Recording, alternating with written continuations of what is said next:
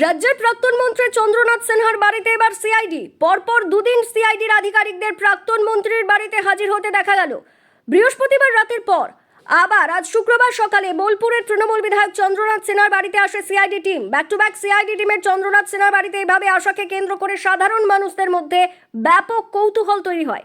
কেননা এর আগেও চন্দ্রনাথ সিনহা যখন মন্ত্রী ছিলেন তখন তার বাড়িতে কেন্দ্রীয় তদন্তকারী সংস্থার আধিকারিকদের হানা দিতে দেখা গিয়েছিল। আর এবার যখন তৃণমূল ক্ষমতা হারিয়ে বিরোধী দল, তখন সিআইডি টিমের এইভাবে আগমন স্বাভাবিকভাবেই সেই কৌতূহলকে আরও কয়েক গুণ বৃদ্ধি করে।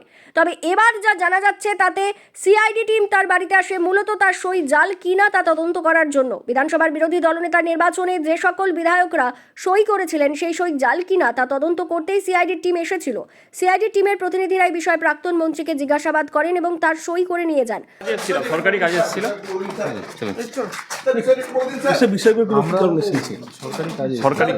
সম্পূর্ণ সরকারি কাজে এসেছিলাম। চলুন ভাই।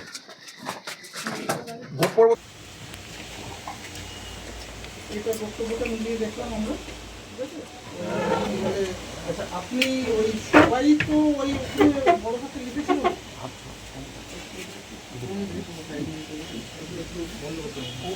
আমাদের একটু নিজস্ব স্টেটমেন্টটা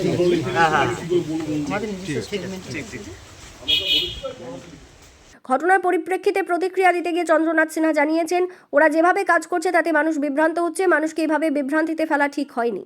বিরোধী ঘর দেওয়ার জন্য তাই বিরোধী নেতা নির্বাচন আমরা করেছি কিনা ওনাদের সন্দেহ যে বিরোধী নেতা নির্বাচন অনেক এমএলএ হাজির হননি, কিন্তু এখানে মিডিয়া চ্যানেলে তো বেরিয়েছিল। পরপর দুদিন এমএলএদের বিধায়কদের মিটিং হয়েছে শোভনদার ডাকে, সেখানে পরিষ্কারভাবে 70 জনের কাছাকাছি এমএলএ উপস্থিত ছিল। সেখানে সই সংগ্রহ করার জন্য কি আপনার কাছে এসেছিল? সই সংগ্রহ জাল কিনা দেখতে এসেছিল। তাই আমি বললাম, ওনাদের সাজেশন দিলাম যে এইসব নাটক না করে সোমেনবাবু, যেহেতু উনি সেক্রেটারি বিধানসভার, উনি আমাদের বিধায়কদের ডেকে নিয়ে বললেই পারতেন যে আপনারা শোভনদাকে বিরোধী জনতা চাইছেন কিনা, কতজন চাইছেন দেখতেই পারতেন। তার জন্য এইসব কেস করে মানুষকে বিভ্রান্তির মধ্যে ফেলে দিয়ে এটা উচিত হয়নি। গতকাল এসেছিল, আবার আজকেও দেখা গেল। কাল আমি ছিলাম না, রাত্রে ওনারা আর আসেননি, ওনারা বিকেল বা সন্ধ্যের সময় এসেছিলো, তখন আমি ছিলাম না।